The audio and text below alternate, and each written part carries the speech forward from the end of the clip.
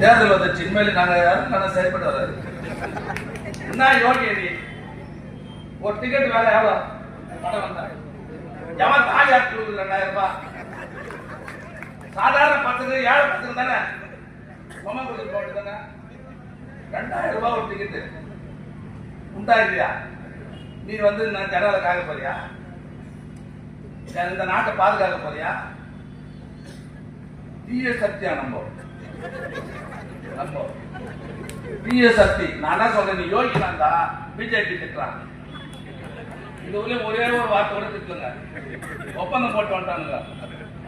BJP திட்டக்கூடாது, நீ தனியா நிக்கணும், யாரு கூட போக கூடாது. ஒட்டு மொத்தமா திமுக சிறுபான்மை ஓட்டுலாம் வரப்போகுது.